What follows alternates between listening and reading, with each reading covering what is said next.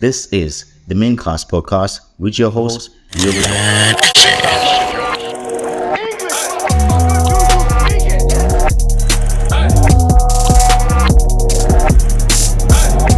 This is your favorite TV shows and movie podcast, the Maincast podcast with your host, Leo Black.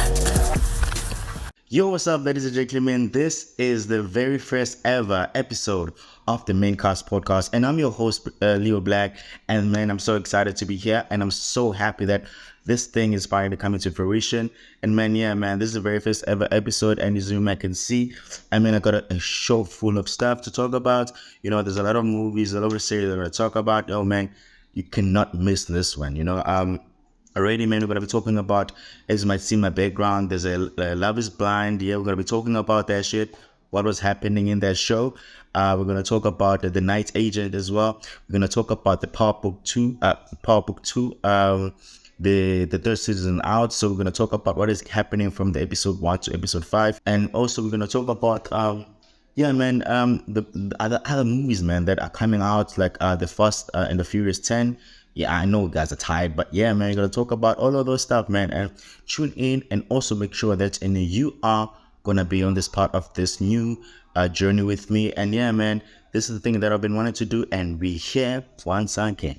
Yeah, man, we want to talk about the series, man, that we've been watching from its original season Power to now the spin-off, the Power Book 2, Ghost. So we're going to be talking about what has been happening on the third season. It's been quite a show. When the season 2 ended, when Zeke was killed and Mecha was killed as well, and it was kind of a mess, because we wanted to see how the situation gonna now transpire coming to the third season. Even though the season 3 came very late, because I think it took about a year and like in a few months for them to actually wrap it up and actually now start premiering, because they started premiering like last month in March, if I'm not mistaken. Then the show started playing. I've watched all the 5 episodes that have come out. On episode 1, literally they start off as everything, everybody trying to get their life back on track. Tariq is now trying to get back to school again. Brayden is trying to find a new thing to do, since he's no longer allowed to be at university, because he obviously, like we just saw, that he testified that he sold drugs and everything.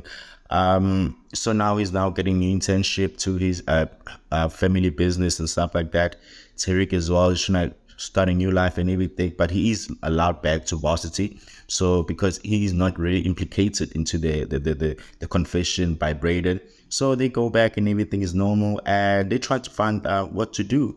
Then what happened, that Mecca's apartment is then now given to Kane and his sister and brother and everything to utilize it in the meantime, since her mother is like still grieving Zeke's passing. So while they're sitting there chilling, and also they have a party there, Kane hosts a party and everything, and then everybody's there, they come to have fun and everything.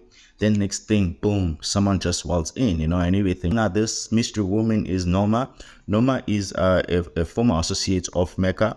I'm gonna say former because Mecca is dead. So now Norma is looking to find the killers who killed Mecca, and then they find out that it's probably these guys. So since you're using his apartment, you probably know more than you let on and everything like that. So then they kind of figure out what happened in the situation.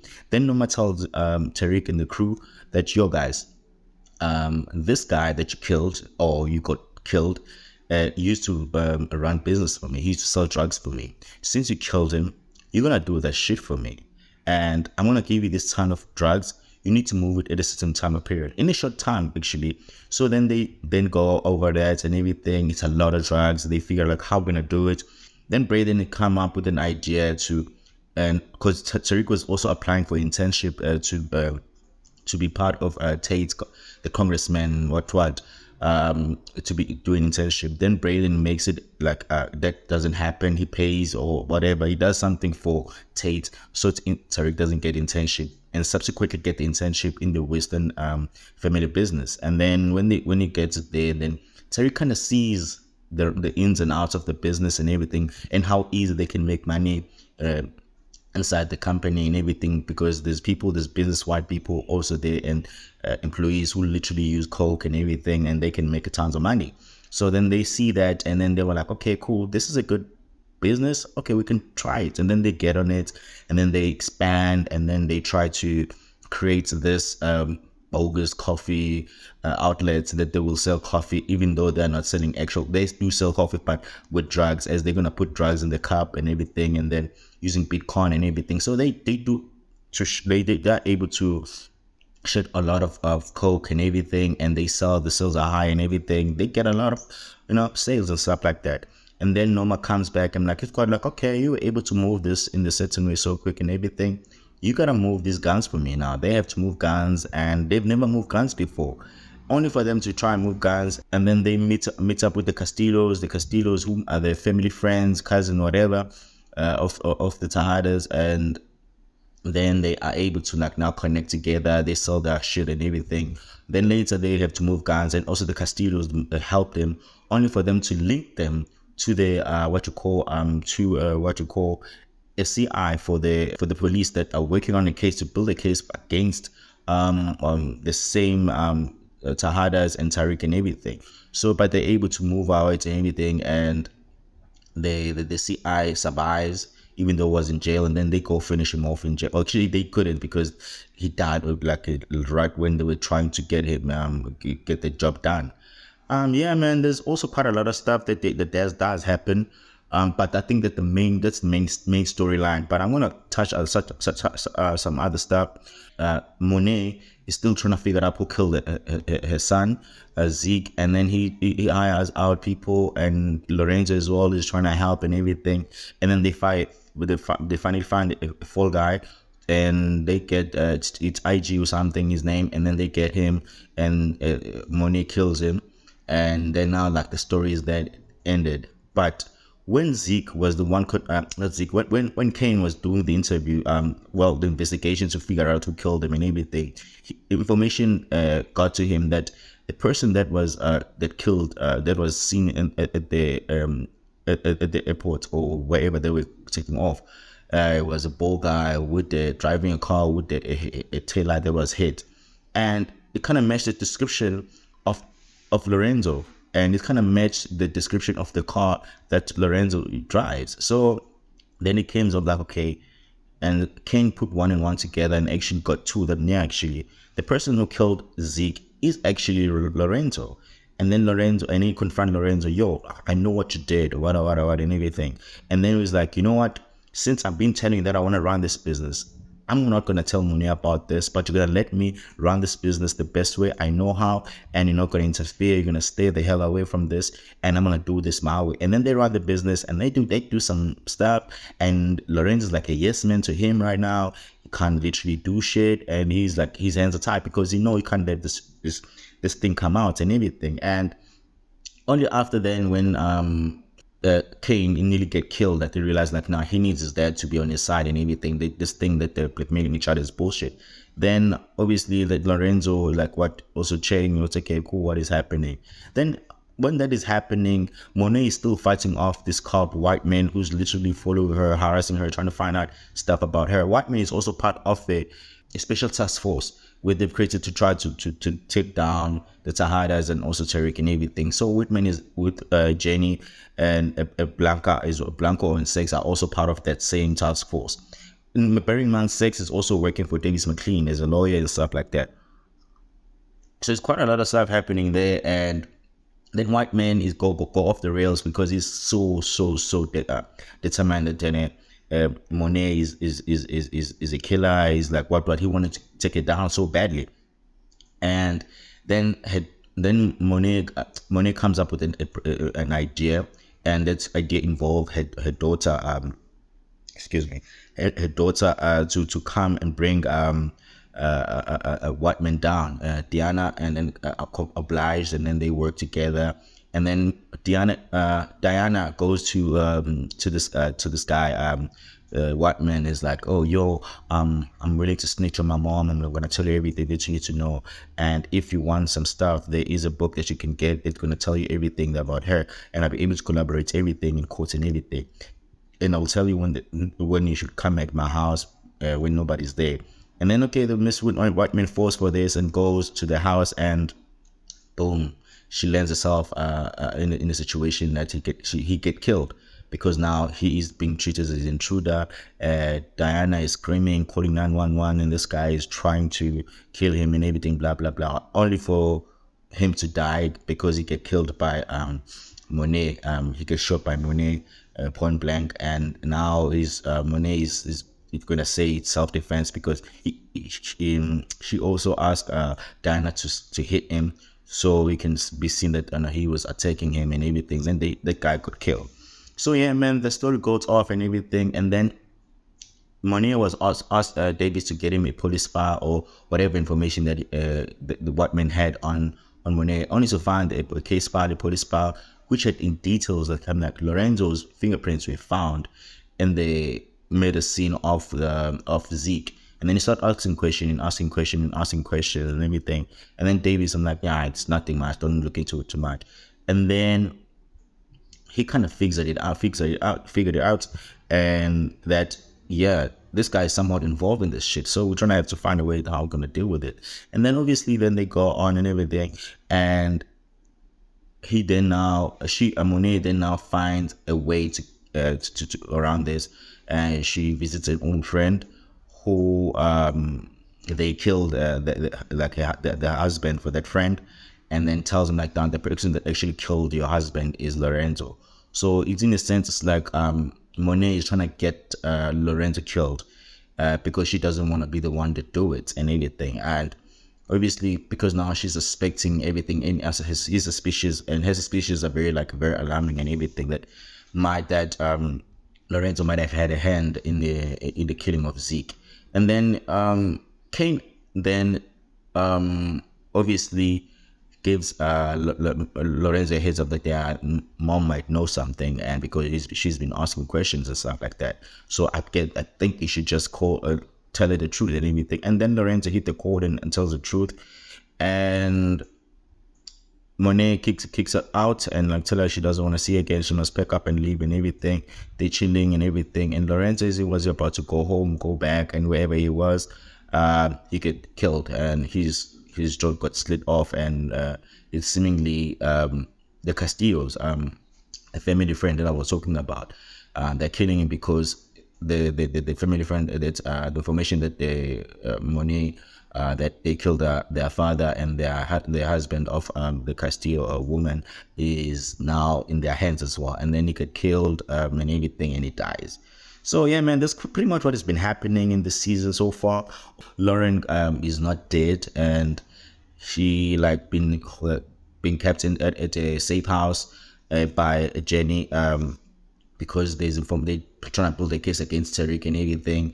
And Sex then finds that out, and then trying yo, what are you doing this? What and everything. And then Sex tell Lauren you of all people should know that what you're doing is wrong and everything, and tells Lauren as well Tariq didn't kill you, and Tariq didn't have you killed. More than anything, Tariq loved you, so he wouldn't have done this. And then Lauren tried to reach out to Tariq, and then they meet, and then tells him the whole story, what happened and everything.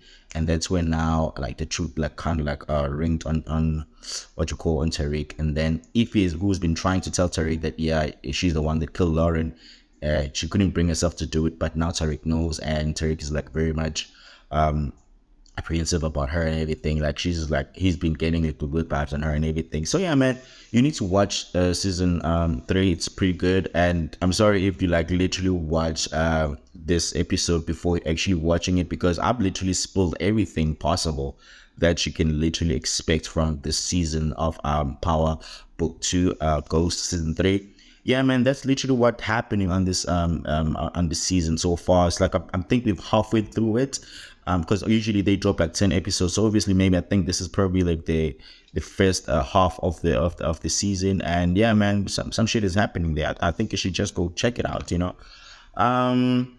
We're gonna move on to the next series that I've watched also a couple of weeks ago. Slide Agent. This show is really good. I enjoyed it and I loved it, man. It's so cool. It was quite different more than anything, but it was giving me a Designated Survivor vibes, because it's involved the White House and everything. So if you watch Designated Survivor and you liked it, you're sure gonna like this one. So like the night agent, there's a Pete Sunderland who picks up the call from is a night agent call center and everything, and Rose, who distressed and under the line, is calling like, yo, what is happening? And she let on that, yo, her aunt and uncle are being killed, and through a conspiracy, what, she being killed, and she was told that she must call this line and everything. So they're trying to figure it out and everything. The night agent rescues Rose and tried to have because there's killers who are trying to kill her and everything, because she saw everything happen when her uncle and aunt were killed and everything. So Peter's there to help in situation. Then yeah, man, the situation gets so crazy that now she's on her run trying to get her head in. Then Peter is now told to go save. She's not saved, to protect Rose and stuff like that. So Peter and Rose, then they spend a lot of time together. They trying to conduct the investigation why the aunt was killed and everything, and what is going on and everything. And as they're trying to dig and everything, Rose is still being chased, and her locations are being leaked and compromised and everything. So she's subjected to a lot of attack and everything. But Peter is summoningly always there to help the situation and help Rose or rescue Rose in the situation. So then they now go to a situation that they find out there's a mold in the house, because the hard drive that the aunt and the uncle left behind, which they need to decrypt and stuff, like decrypt, but they can't do it with their own laptops. This girl, Rose Girl, is a tech girl who's literally very like good in everything tech related, but she knows this hard drive can never be encrypted with just a normal computer. They need like a high tech, like the one they could find in the White House. So they find a way to get it encrypted and everything, and they do. And Peter like sort of like tell his boss far to like, yo, we have this whatever, but we need to encrypt it and everything. And like, fine, I need to be the only one being in the room so I can never lose this thing there. And then Peter kind of plays far to get the what you call the hard drive being encrypted by Rose first, so that so Rose can see what is happening, because Rose doesn't trust Far at all. She feels like she is the one that could be giving out the location and everything, where she's been and everything. So they try to find, and they find a lot of data in that hard drive and try to figure out what is happening and everything. And through everything that led to sort of stuff and everything. Also with because there was a train bombing that happened, where Peter was able to rescue a lot of people at that same very same what you call bombing, and then he was able to save a lot of people. Then the person who did it, he tried to find him and everything, but he disappeared to 3:15 a.m. and everything. So like the investigation lead them to a lot of places. They lead them to an old granny who used to work with their uncle, auntie of an uncle of Rose. Then they kind of get information about why the train was why was the train bombed in the first place, only to find that there is a certain politician from I think from Middle East who was meant to be killed in there, because the train, it's an underground train, so in a certain position or certain area it was supposed to explode to kill the people in that and stuff like that. So then they work, and then they found that there's an agent as well who was the one security detail, who is now the security detail is now working for the deputy president's daughter's security detail. So they reach out to her and everything, but she doesn't give out a lot. So also they had to find other information to try and figure out what is happening for real. Fast forward, and then they figure it out. It's like, yo, the people involved here, the deputy president is involved, the one who is like chief of staff is like also involved. Like there's a lot of people involved here, and it's very political, powerful people that are involved in this shit. So obviously they need to understand that they might not even be able to get out of the situation. So because they didn't know right off the bat, so he tried, because there's information that and Peter found out, which was very, very damning confirmation. Then like Far, who was the boss of Peter, then realized that now they're getting close. So the only way for them to shut Peter down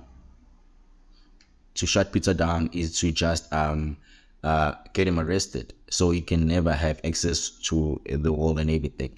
And then he does that and get Peter try to get Peter arrested. Then Peter like rings and like, nah, something's odd here. And then like Peter runs and then able to escape the White House, and he's now able to like run back and like, yo, this thing is that you were saying, yeah, you were right, that about Far is the one being very suspicious and everything. Then Peter's now labeled all over the news that he's a suspect because the deputy president's daughter was kidnapped. So in the kidnapping now, they're pinning the kidnapping to Peter is the one that kidnapped the stepdaughter, the deputy president's daughter. So now that's how everything kind of like unfold and everything. Now they're running at the same time trying to gather information and to find out what is really happening. And they do get the information and everything. They now unable to like present it, but they need to do it. And then they figure out that there's a ploy here to try and get the president killed. And even Far is now not being told the whole information. She's being only told like a few things. So that's how now everything kind of unfolded. And then they when they try to kill the president, now then the information for them to get to the president, they need to get there and before it happens. And then now when it's supposed to happen, oh, they first need to kill this person that they would try to kill by the train, but then now it doesn't happen. When it doesn't happen, I don't know, the bomb didn't go off, then now they have to now do it again, alongside with the president and everything. Then now the tip off is there, and then Peter is there, and then also the agent is there to try and help and everything. The daughter as well was notified by this agent who was very close with, and then the daughter was like, yo, we need to save you and everything. Your father is doing such and such, and the daughter, I'm willing to help, I'm gonna help you guys and everything, blah blah blah. And then that's how the story goes. And the agent then helps intercept the killing of the president, and then a lot of people got arrested and some died in the process and everything. So yeah, man, that's pretty much about this show. It's really exciting, it's really cool, and I'm like, yo, if you like crazy storyline, political driven shows and everything, yeah, man, that's your show, bro. Like, because that's why I said, like, Designated Survivor, if you've watched it, it's giving me those kind of vibes. So if you like that one, we're probably gonna like this one too. So yeah, man, these are the shows that I'm reviewing. It's Night Agent and also that other with The Power. So now I'm gonna go to another show that I've been watching. I think I finished watching it this past weekend. It's a show from South Africa, and it's showing on Netflix, on Showmax. Sorry, The Night Agent is on Netflix. Power Book, you can get it on the Stars app if you have it, but you can watch it anywhere, man. There's a lot of sites that you can watch the show on. But yeah, man, if you want to watch it, I'm sure you can find ways to watch it. The show, there's a new show on Netflix. It's called Adulting, and it's a cool show. The show is super cool. It's so nice. I feel it's giving you the new vibe about like young boys, everything. So the show is literally about four guys who've been friends since varsity. If I'm not, yeah, we've been friends since varsity. Literally now trying to navigate through adult life and everything. And yeah, man, these four individuals, friends, are facing different things in life, and they're trying to figure a way out of the situation. So yeah, man, we have Ubonga, we have Vuyani. Ubonga is like the guy who's just like girls, who's a womanizer. He like has money, he's rich, he just got a 180 million contract. So he's rich, he's money and everything. He's in a nice car, lives in a very posh place, always going out to have girls and everything. And then we have Vuyane, who's a toy boy to a MEC. The boy is just about getting money from the MEC, just always doing some cricket shit with the MEC. And then yeah, man, and also we get Eric the gangster. They're also Igainza and JV, so that is literally by night Igainza, day by his a friend, and also who's a father of a little child, Numis, I think he is. And he's dealing with the baby mama drama and everything like that, and the baby mama drama doesn't want him to have access to his kid and stuff like that. And also we have Umpo, who isn't married, but he's not happy in his marriage. Also he's cheating, he's like cheating and like trying to find what is lacking in his marriage. And yeah, man, it's pretty much that kind of a situation also. But yeah, man, and it's a pretty cool show. I think you, if you laugh, like, I mean, if you've seen Ayeye with young boys trying to live life, Ayeye, like, it used to be on Sansa, I remember, you will love this show. It's a good production. It's a good show. Yeah, as I said, you need to be a little bit older to watch this one. I don't want anybody to like be exposed to that, because there's very much a lot of sex scenes, explicit sex scenes. So if you are really going to watch it, make sure you are of age and you know what's gonna happen there and everything. Yeah. So yeah, man. What else when I talk about now? Oh, Creed. Creed. I watched over the weekend. I went to watch Creed, guys. Creed is very like subpar for me. Was very like underwhelming. The storyline was so cliche-ish. Creed like meets his old friend whom they grew up with, who was in jail because he said he was um, he was arrested for gun charge because he pulled out a gun when Creed was actually fighting this other guy who was Leon or something. And then he comes back years later, and Creed is like this renowned world champion, retired now and everything. He is like literally um he's very famous, and he's like the world athlete, like the world best athlete in the world. And he's retired from this thing of boxing and everything. He's now promoting other boxers. He's now like pushing other boxers to go and be able to like fight for and everything. So there's this fight that's upcoming and everything, and he's pushing for it. This guy comes through and is like, yo, hi, I'm back and everything. You remember me and everything. And he asked a favor. It's like, yo, please, can you put me on? I'm like, I need to be at the top also. Like, I need to fight for a title and everything. I'm like, no, that's impossible. You're like not even like professional, bro. So I can't just get you in the ring. And then this guy who was supposed to fight at the Creed what's it called, Creed champion, because there's a guy who was a champion in his thingy.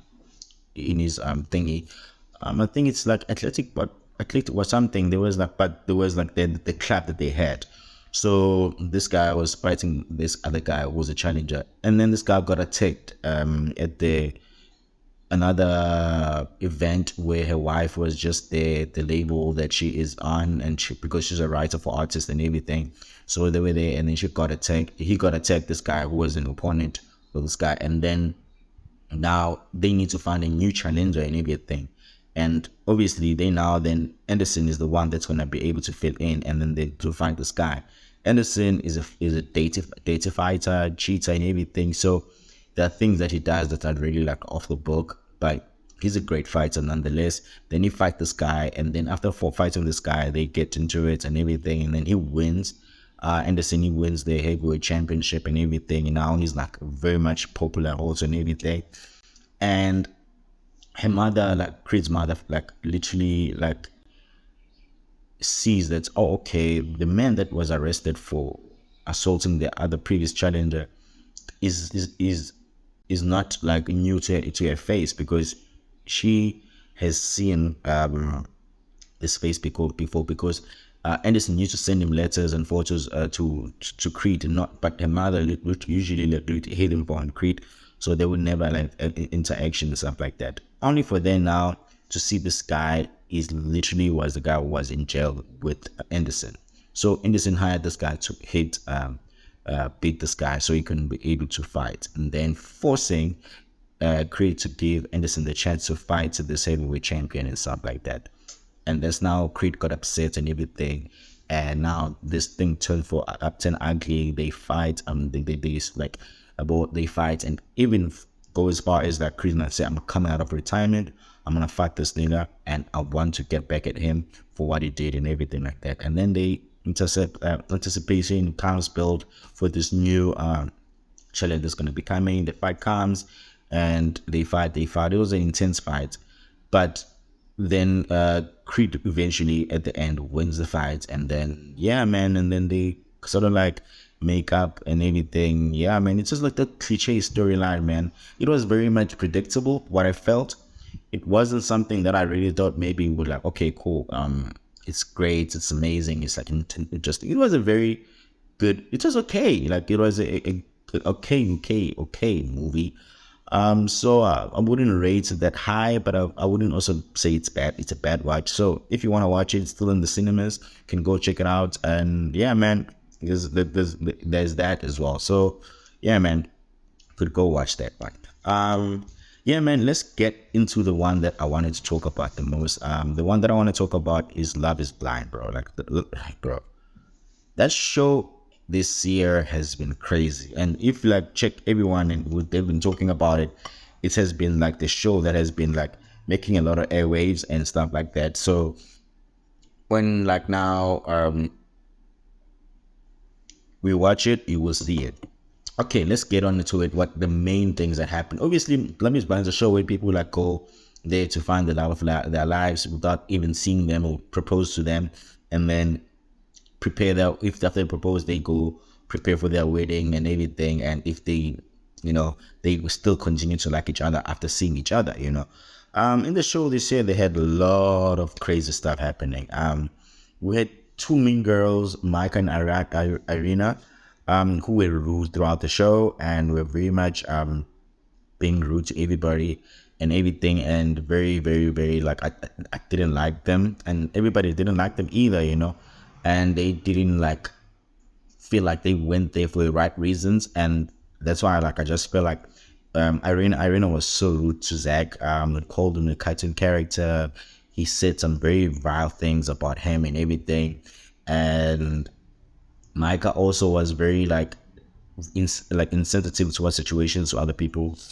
Like when Jackie was crying, Blaze was crying also. Like there was so much mean girl behavior happening there, and they really put me off like so bad and everything.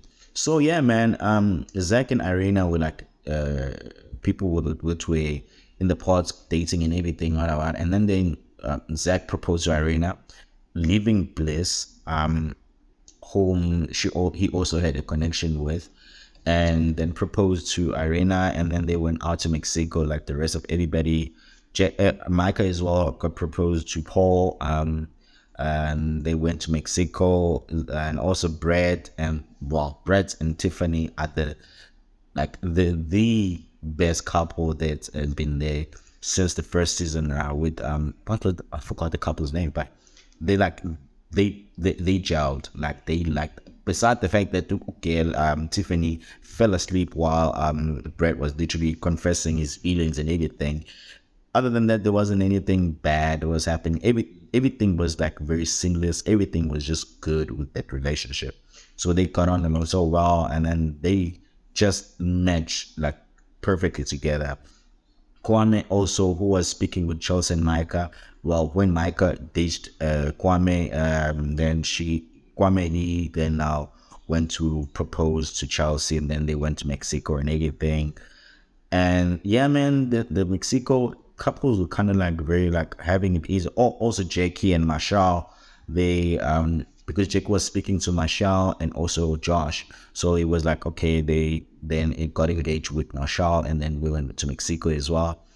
Yeah, man, everybody pretty much had like a decent time in Mexico, beside the fact that Mike, Irina, and Zach were having like it was as if like they were just realizing like they're not like really attracted to each other, and they were like having the most over time, like more than anybody else.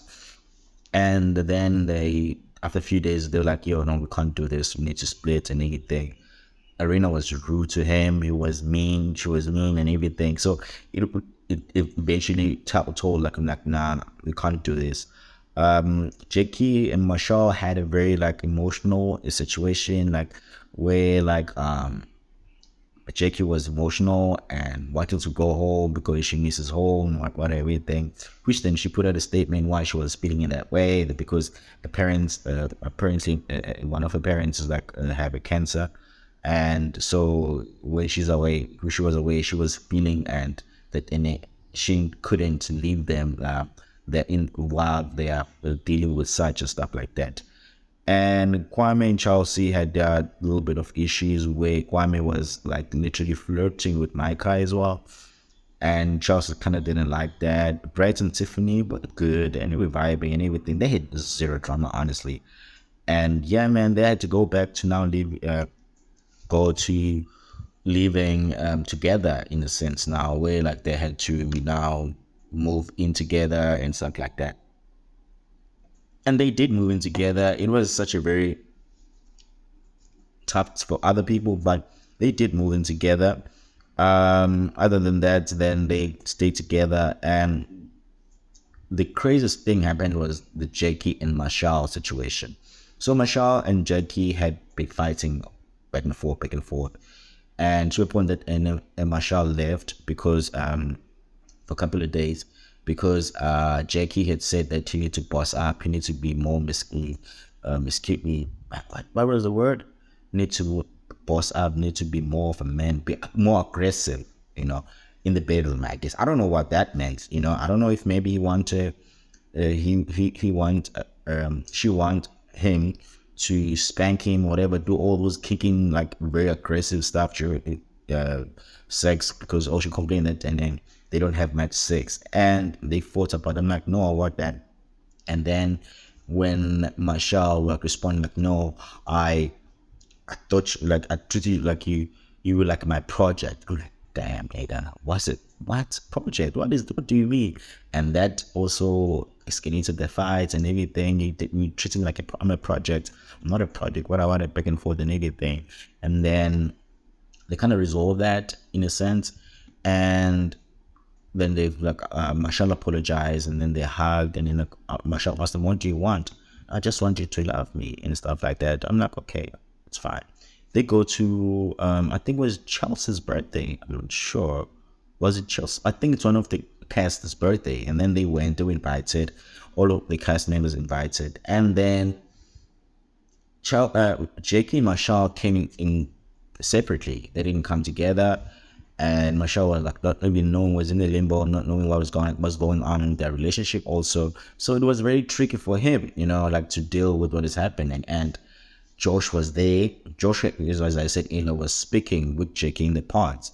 So now he's back there and everything in the mix and everything, and he's like very much like still shooting his shots to Jackie and everything, and like telling Jackie, I'm like, yo, I want you. If you want this, come through me. Like, come, I'm here for you. I love you and everything. Blah blah blah blah blah. And like Jackie's having this conversation with Josh. Like this guy Marshall is like, he's in the same room, and she's entertaining this and everything. And then when they go home, Josh and Jackie and Marshall trying to talk, and like Jackie's not having, like, no, it's late, I want to go to sleep and everything. And when I'm trying to have a conversation, Marshall and Marshall like is getting gaslit by Jackie and everything. So I'm like, no, I'm tired. Why you always have to emotional about everything? Blah blah blah blah blah. And look, like that situation was very emotional draining, even by watching it. And I don't know how this guy was so patient with this woman. She had a lot of mental breakdowns, and he was able to deal with it. But when he's trying to literally speak to her and get her to talk to her, dismisses him like that, and like nothing happened and everything. So then eventually there was time for fitting and everything. And when the fitting needed to happen, and then Jackie was like, yo, Jackie didn't go to the fitting at all. Then Tiffany texts Brett. I'm like, yo, is Marshall there? And he was like, no, he's here. But yo, Jackie's not here in the fitting and everything. And then Brett go tell Marshall, I'm like, yo, you know that your woman is not at the fitting for the wedding gown and everything. I'm like, no, I didn't know. Then the next thing we see that Jackie is with Josh on a date, and they're talking and everything. I'm like, how the fuck do you do that? Like, you're supposed to be at the fitting, but you're out here on a date with someone else and everything. So it's just kind of crazy, But then it happened to a point that, and then when they go back, they talk. They have a sit down, they talk. Jackie tells Josh, tells Jackie that, actually at the date they kissed. They tell like, okay, they like each other, and then vice versa and stuff like that.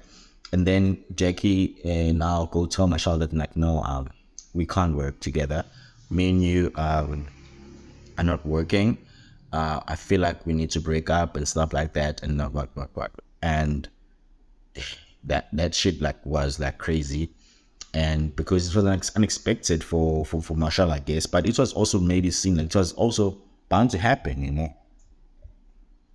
And then what happened was that Marshall then said like, "Yo, bring back the ring," and this girl was like, "No, I want to bring back the ring and everything. I'm keeping the ring and everything, blah blah blah." And she was like, "Okay, keep it, it's fine and anything." And she was so mean, rude. I'm like, "No, I don't even feel sorry that I left my show. I don't even feel anything. I'm happy with my decision. I don't know if I'm gonna be with Josh and everything, but I'm happy with what. Then everything there was Zach. As I said earlier on, Irina and Zach, they called it quits. Then Zach went on to called Bliss, and Bliss was like, "Yo," they came on a date, and then they speak for the first time and everything, and then went on and everything. Everything was kind of like going well for them, and then Zach then proposed to Bliss. Right after recording, I had a great conversation with my friend, and we were speaking about Love is Blind and other shows. Here's how the conversation went. For my viewers on podcasts about main class podcast, I'm speaking to Rhoda here. She's a very much a follower of Love is Blind, so I got you to talk to about the show. So yeah, today was supposed like we're shooting this on Monday, right? So this was supposed to be a day where we've seen the reunion, but clearly Netflix has watched this, and I don't know why people are going crazy. Did you see that? Apparently people were there waiting for like an hour, 15 minutes. But I did see some clips. Did you see them? Yeah, I did see a lot of clips on TikTok because I believe some in America they didn't have this problem. So it's maybe other the third world countries that were having this glitch, I guess. Yeah. You didn't want us to see them. Yeah. But apparently the host fucked up big time there. And I think maybe if they don't get them fired right now, nah, we're never gonna get the juice out of the show because the reunion is the way they were supposed to like get everything out, you know. Exactly. But Yeah. it's coming out at 9 At 9. on our side. Yeah, at 9 o'clock, a pre-recorded one is going to be coming out. Oh, okay. But that's with editing, we know what they Yeah, that's why I wanted the live one where everything is kind of raw and like not edited shit, because I think they're gonna be stuff where they're gonna probably edit out and everything because it's just so it's kind of weird, you know. But I think throughout the show they were actually doing that, hey? I think they really manipulated. Did you see that there were also quite a number of people who got engaged that they didn't show on screen? Oh, really? Did you know? Yep.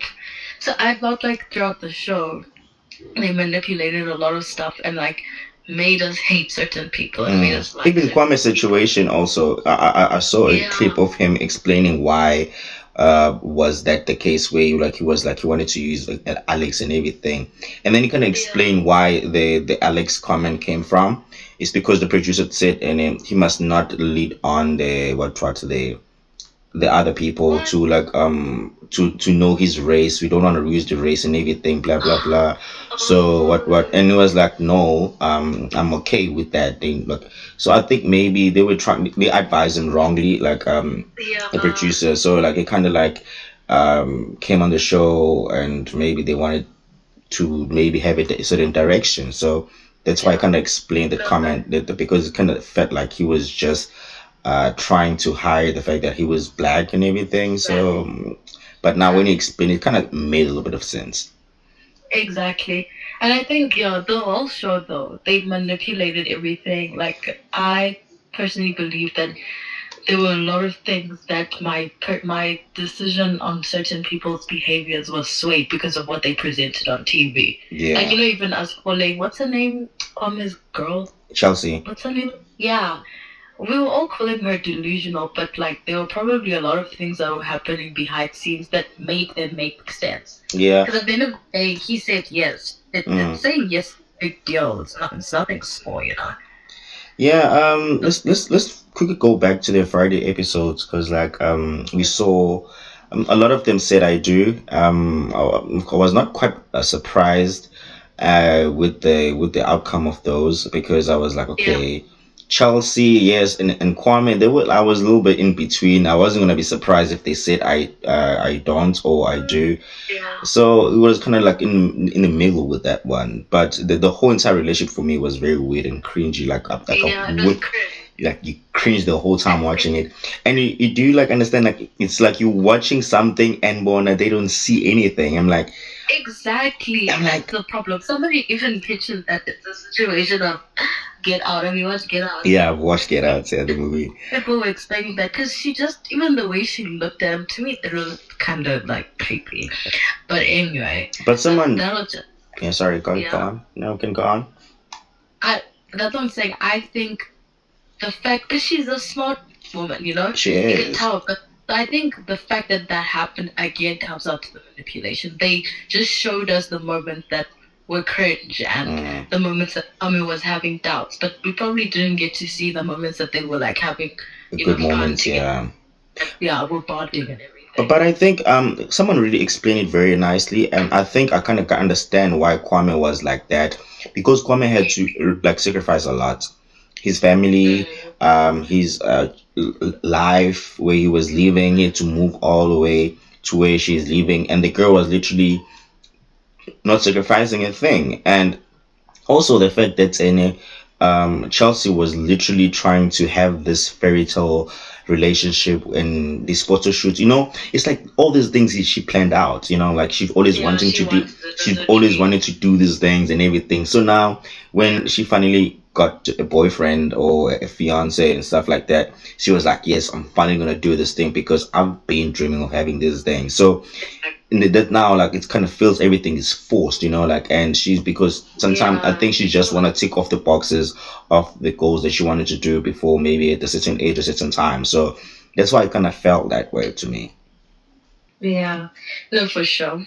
And what about what's Bliss and Zach? Zach, I think their relationship kind of picked up very nicely, but at first I was very not. I was skeptical about like them, yeah. But it kind of picked up, and I'm all for second chances and everything, and I believe their connection started to grow like a little bit more and more and more, and I'm sure if maybe they kept it going even after the pause, and then I'm sure it would have been the same thing. But obviously now that Bliss is feeling like the second best, the second option, just because yeah, it's gonna make it seem like oh no, she's not worthy of whatever and everything. But more than anything, I was not mad at their situation, but at the same time, I was like, is it really, really? But I was literally super glad when I saw some of the clips in the reunion that and they're still together and very much like happy, and they gain weight. You know, you saw. They're happy, you know. Like at first, glance, I thought maybe like are they pregnant or something, you know? Like maybe they are. I don't No, know. they just happy. Yeah. Yeah, I just think everyone was so quick to judge Zach, in my opinion. I know, like, his first decision was not the best, but I think it was necessary for him to appreciate Bliss. Of course, like, anyone could see that he should have chosen Bliss, but Definitely. he also explained why he. It wasn't even about Bliss. I think it was also about the family background. He probably did not feel that he would be accepted by Bliss's family, and I think that's his main reasoning. You know, when you're talking about a future with someone, like you're also thinking about their family, because that's a huge part. So I think that had a huge role in that. But also, Bliss is very intelligent, and I think she knew exactly what she was doing when she was wanting to be with him, and hence why she pushed, even though she felt like the second option, but. She even said it when she went home, remember? She was like, if it's meant to be, you know, it'll be. They're not going to beg anyone or remind anyone, like, why they need to pick her. Yeah. She realized it herself. And also, I think Zach took it very like not like the fact that he fucked up and he acknowledged that. And whenever Bliss was giving a little bit of a tough time, he took it kindly, took it nicely, and everything. He was not really like frustrated by that because he understood the fact that it's anyway she's gonna have those little bit insecurities and very like much second thoughts of like what if and stuff like that. And he was literally there to make her feel very much like yeah secure in the whole situation. Like yeah, I'm choosing you right now, and that's on that and nothing else and everything. So obviously, and another thing that I feel like people are like forgetting is that we have the privilege of seeing the both sides, and and Zach is not able to see that, and the fact that he made the decision to choose Irina and stuff like that is because of what Irina was portraying to him and everything. Even though Bliss kind of gave it like a heads up, like, yo, what kind of person she is. I'm sure you're gonna think, she's just jealous. She doesn't. She wanna like about like she want to like uh get the bad name for Irina and everything, so I don't choose her and everything like that.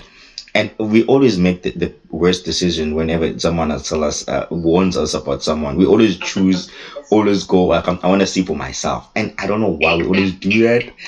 That's true. We It's always also try to believe that everyone has some good in them. yeah. Oh, it's crazy.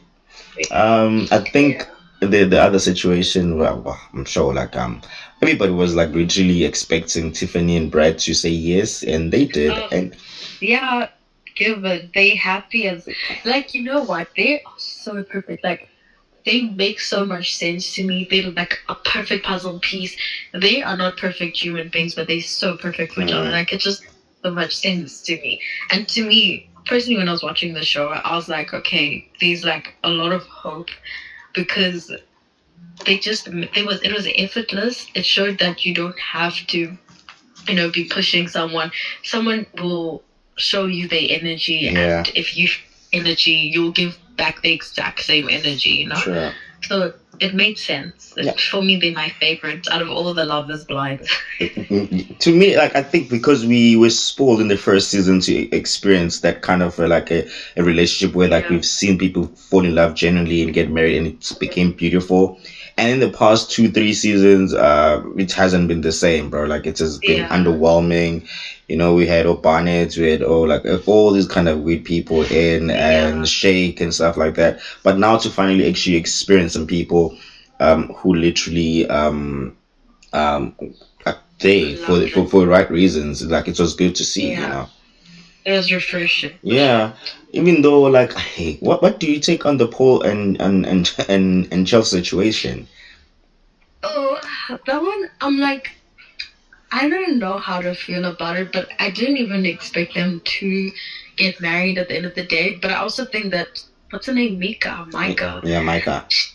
She didn't give him the opportunity to say that, okay, let's still try and date afterwards, you know what I mean? Just because somebody says no at the altar, he was just mainly saying that he doesn't feel that they're Yeah. but also he also made some really not so nice comments. When he was saying he doesn't really see her as like a mother and all that stuff. That was also not nice. It was not nice, but I think it was like warranted for him to say those things because they've been very much childish the entire season, Yeah. And you can never build a family with someone with that kind of mentality, Yeah. It's gonna be like, oh, you're a mean girl and everything. You say all these nasty things and everything, and for him to pick on that and realize that it was good for him because you'd have to like literally tolerate that for the rest of your life with this person. Exactly, and let me tell you, it showed that Micah is that person even in real life because her friends were actually the same. Like they give out like the mean girl energy a lot as well. You know they were very mean, and also when Paul said I don't, they were really like laughing and giggling, and like I was like, Exactly. I'm like, it was exactly like the Irina and Mika. Yeah. It was like, oh, okay. Don't you think that she is, as an individual, she has potential of being a nice person? So she kind of feeds off of the energy of the people around her. But when she was with Paul, she seemed to be like, a more humble person. You actually get a chance to be like, oh, you're actually kind of nice. But as soon as she was around her friends, like or other people, that's when she becomes a mean girl. That's the energy I got from her. Yeah, I think it's the thing that those kind of people that are always trying to accommodate or overcompensate for having relationships with people who are like who are not like them, but now they're trying to fit in and everything. I'm like, yo, this girl is like this, so I need to be like her and everything. And you never find your own footing and everything because he was much decent. He was decent actually when he was with Paul, and the conversation they would have, they were like very like good conversations. But when she switches up to be with Irina and the friends and everything, it's kind of like, okay, where's this coming from? I know you're gonna be different when you're with your girlfriends or your niggas, but you still need to maintain that level of respect for other people. And I felt like they were like very much disrespectful, rude, and very much like not like in jail. Everybody that was there, like they were like gossiping and saying nasty thing about them and stuff like that. Yeah. So No, for sure. I think there was an equal share. Like there was some people who were those that ended up getting married. I think they all deserve to be married. And yeah, I also saw the snippets. All of them that did get married are still together. So this is almost like a later. So it's a good indication. Everything happens for a reason. And personally, I learned a lot, even with the whole Jacqueline and yeah, that one pisses me off honestly. Even today, Marshall. Is yeah, that situation, it just showed me a lot. But I think in conclusion, right, to all of this whole show, one thing I learned is when a person wants to label, and they've been saying this, but it's just obvious. No matter the kind of personality anyone has, it will always present itself in that man. Like Marshall and Brett were super emotionally available. You know, those two were emotionally available, and there was an example of one person who chose somebody who's also emotionally available, and the person who chose somebody who's not emotionally available. And I think there was even a TikTok I saw that was mentioning that Tiffany and Marshall actually kind of went on a couple of dates before Brett and Tiffany started hitting it, you know? So I think it's like he also went and chose somebody who has potential of being toxic. I mean, even when you're saying, I saw you as a project, that to me kind of like, sir, we like you, but what do you mean, you know? Yeah, I guess that was the down part of the whole thing. But I also think maybe like it was the lack of a better word maybe to try and say like yo, I saw a potential in us and everything. So that's why like maybe I feel like maybe he was literally trying to find a decent way of saying this whole thing, you know. But maybe I just not to try and get him maybe off the hook a bit, but Jackie did a lot of messy stuff, you know, and I feel like she and also people are having Vanessa, like the host, for actually letting her like scot free in the reunion and everything like that, and seemingly trying to give excuses more than trying to hold her accountable for the things that she was saying. Yeah. Yeah. You know, it's very hectic. That situation had my jaw on the ground the whole time. I was like, no way this is happening. No way. But yeah, it was the whole show overall was interesting. I enjoyed it quite a lot. I hadn't watched other seasons as much as I did. I wasn't as invested in other seasons as much as I was in some. The first one and this one I was very invested in. Yeah, the other ones were just there, like about they didn't they were not memorable. These ones, and you know, it's this one that literally stuck out because it had a lot of drama. I remember when you called me and told me, I'm like, you need to watch this one. It's so messy, and I was like, yo, I need to get on. I was actually watching Night Agent at that time, but I was like itching to finish it up so I can get on this one and then like watch and see what was happening and stuff. Yeah, no, it was something else. The drama. They showed there was captured. did you see this clip of sorry to cut you. Did you see this clip of Zach literally telling Irina like you actually came here for to be famous. I'm like, dang, nigga. And did you see what she tried fake crying? Yeah, fake crying, and the crowd was laughing at him. I'm like, her. I'm like, shit. They're not buying it.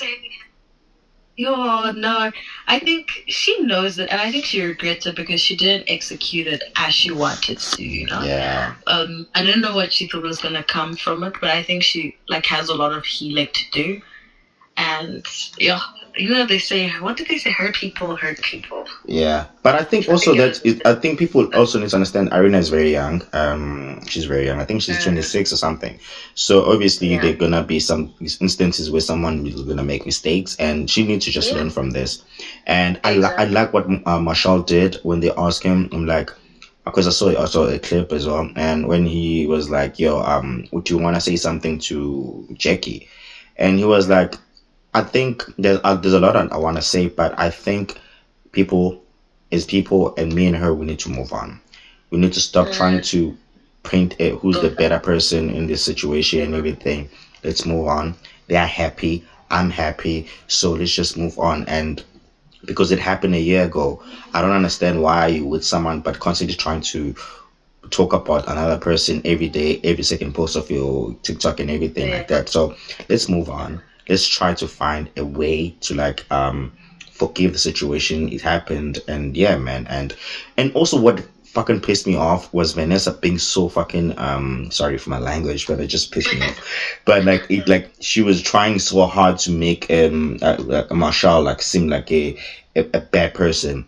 Like she went is like because apparently there was a derogatory word that Marshall used. They didn't want to say it. I didn't hear it, but like Vanessa was on that hill.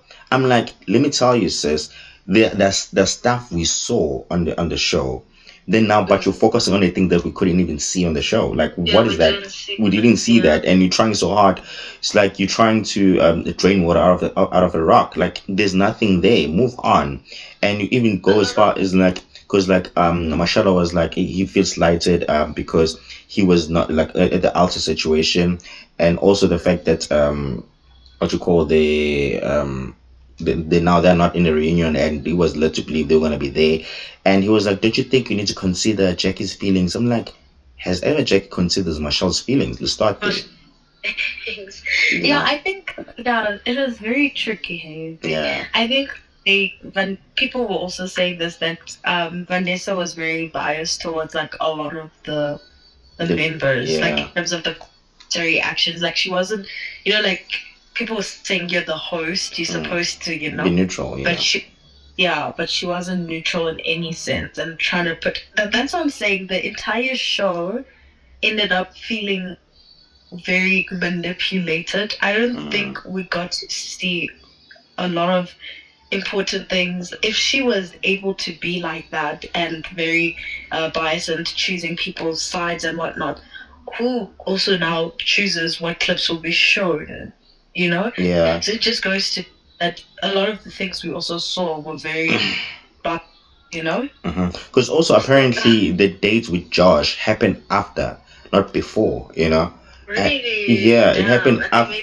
Yeah, but they made it seem like at the time Josh was, with the time Jackie was supposed to go to the fitting, and she was out with Josh, but apparently it was after, you know. And but then of the certain things that are not making sense, and the timeline, I think they got it fucked up a bit. So now that's why like certain things we are looking at them in a different manner and in a different way. So obviously, but yeah, but still doesn't excuse what she did, and Exactly, it doesn't change anything. No, for sure. But It was something. yeah, it was crazy. Like but honestly, I'm just glad the right people got married and are together still, and also the whole situation when she spanked the bridesmaid. Do you think that it actually happened? Because he went on the live stream yesterday, the few clips that are circulating, right? He said that it didn't happen. He was just apologizing, like he was acknowledging that he bumped into her and he was apologizing. But every time I watch that clip, it looks like he did. And did you see the girl like when she was like, she smiled. Smiled a bit. I'm like, okay, exactly. She likes this, and it's not the first time this has happened. It gave me that. And I don't know, because also people then on TikTok, how people on TikTok go crazy, and they went doing some digging, and they saw a lot of photos where Paul was liking that girl's pictures and everything, and it's all the ones with bikinis and stuff like that, and it's old pictures sometimes, like most of them like old pictures, and Paul like is there in the likes. I did not know this. Oh my. Let me tell you, like, the episode is coming out in 40 minutes. We're gonna get all the tea that we need to conclude our opinions. Yeah. I am looking. I'm hopeful they're not gonna cut anything. They're gonna play as it was, and then so we can get to seeing. I just hope they do. So? I hope they do, for the sake of context and everything, because we need to know what is happening and everything. Because I'm tired of them manipulating shit. Even Zach had to pull out some clips and everything to the receipts, to kind of like justify certain things that were said about him and everything. So obviously, like I think obviously as a show, you want to take a direction, but you don't have to create, a narrative about a person because you see like that maybe that's what sell a lot to the public. That's not also not nice, you know. So yeah, man. Thank you so much. Thank you very much for coming through and talking to me. Hopefully we're gonna be doing a lot of stuff. But what are we watching after this, man? Like I don't know now. We're watching. Apparently, there's Beef, but I don't know how to feel about that. I'm on episode 2, and it's a bit boring for me. But I'm gonna try and push through it. And then Obsession. Have you watched Obsession? No, I haven't. I spoke about Biff a bit on my on this episode as well, but I haven't really watched it like at all. Did you end up watching Night's Agent? I did. How was it? I loved every second of it. I think as much as there's like similar storylines out there, but they still me captured. I was sitting at the edge of my couch every single second. And just the way the story developed, it was beautiful. Even like the romance in the story wasn't so obvious and dramatic as usual. It was very subtle, I really like that a lot because it helps stay on the the storyline. Yeah, I liked it. Yeah, I liked it a lot. Yeah, like the ending was very much like not what I expected, but of course, yeah, it was very good. I enjoyed it and I loved it so much. And yeah, I thought maybe it was gonna be like a very explosive ending, but it wasn't. But anyway, I guess maybe. But yeah, I thought it was gonna be a hectic ending. The way the build up was just leading me to that. I'm like, yo, this is gonna be coming and everything. Yeah, man, thank you so much. Yeah, we also watched Creed. You've watched Creed also, right? Yes, I did watch Creed. I liked it as well. What did you like them? Because like I think to me that the storyline was like very much okay. I just hated the ending. Like, why does it always have to win? Like, yeah, and I get you. Like it was obvious that he was gonna win. I think for me it was so the reason why I liked it, right, is because after that movie, I felt like inspired, and I like things that inspire me a lot. So as much as the villain was the villain, but he was also like, I'm gonna work hard. You guys are saying I'm old, but I'm gonna work hard as hell and get what I want. I know how he was wrong and messed up, but that level of determination of people coming to you telling you you're too old for something, and you're like, don't and not only him, but even Creed, like, everything that just happened. Yeah, I like the build up towards the fights. I think it was very exciting, because and even just the fact that people that are close to you, people, no matter how long you've known someone can betray you, but you guys need to remember, like, everything about it. For me, it wasn't really about the movie, but the messages behind the movie. There's so many hidden messages that I really liked a lot. Yeah. And also that storyline about her mother as well, like hiding those letters and everything. It's because she was protecting him and everything. Because we also have those protective situations where like our parents protect us from these certain people and everything because they're not good for us and everything, blah blah blah and everything. But I like the part when they literally was like, okay, they're now enemies. They now had to fight and they have to like build up. And Creed was literally like feeling like that he was not fit enough to go back to the ring and had to work 10 times better than to be able to face him and everything. And when he got there, he was getting his ass kicked, and he then like, okay, I'm getting up, I'm gonna fucking fight for this. And but I wanted him to lose, honestly. I think that would have been a very nice ending. Just for the plot. Yeah, for the plot. I wanted him to lose so bad. I wanted to lose being a coma or something. Because I know he's a nasty fighter, this guy. He doesn't fight, but like he doesn't do it by the book, He literally does everything that you want to do whenever you want to do it, Exactly. So it was like kind of weird that like, oh, Creed is not winning.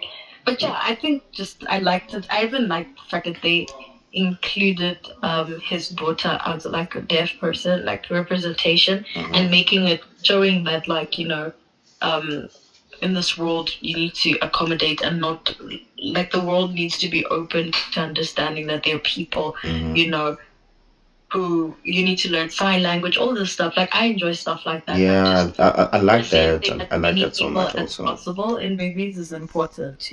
Yeah, It is. inclusion. Yeah.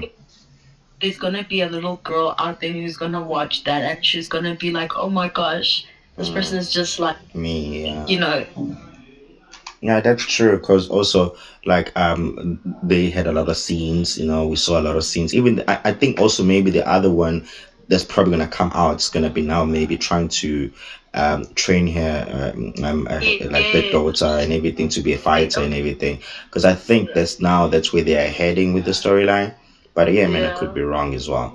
But yeah, because I kind of saw a lot of glimpses of that, and I believe maybe they are trying to like have that storyline maybe in the next Creed or something. I also see that happening. Yeah, man. Hey, thank you so much for coming through to the show and sharing your insight with us, and we will talk soon, man. Thank you so much. Bye. Yeah. Bye. And also, like, there's a segment called series to watch. This is a segment where we literally which other series that I feel like has potential to be a great watch and everything. So I've literally seen like I've checked like maybe some two of them. There's a series that called Beef on Netflix. It's called Beef on Netflix. It's a story where like a road rage lead to a feud between Amy and Danny. Then they now have this feud that is unending and everything. So seems like a very good watch and everything. I saw a trailer, a little bit of a trailer as well. And also there's another series also which is called what is it? It's called Citadel or something. Citadel or what? And excuse me, it's about two spy agents who got their memories erased, and now these agents must have a member to fight for their lives and preventing the crime syndicates and fighting back the crime syndicates and everything. It's starring Priyanka Chopra and Richard who I forgot his name, but it's Richard something. There's a lot of movies that have dropped recently and that are dropping also, and so I've literally come up with three which I think if you could watch and stuff like that, you could enjoy them. I think it's John Wick. Many people have seen enjoyed, and I'm gonna try to watch maybe this week. And when I drop the second episode or another episode, I'll be able to like tell you if it's a really good watch or not. But yeah, man, it's seemingly like really seemed like a good watch, because obviously it's still Keanu Reeves, it's still in the cinema and everything. And also there's another one called starring Ben Affleck, Matt Damon, Chris Tucker, and also Viola Davis. It's like a star-studded cast there. That one is still in cinema as well. You can go check it out. Some people are literally liking it, some really not very much liking it, but I checked the trailer. You can also check the trailer as well, like the trailer. It's if it's something you watch you like. But yeah, man, I feel like that movie is really good. And also there's another one called Luda, and yeah, Luda, and it's the one that's starring Idris Elba. Elba, not Elba. It's starring Idris Elba, and this is the Maincast podcast where we talk about your favorite TV shows and also movies that you like so much. So yeah, man, we've been talking about quite a lot of stuff. I hope you enjoyed today's episodes. And yeah, man, if you want me to talk about any kind of a series you want me to watch, make sure you hit the comments and then you type out in any series you like or movie that you think I need to talk about or check out, because yeah, man, we're going to be talking about everything that everybody loves to watch. And this is the Maincast podcast, and I'm your host, Leo Black, and peace.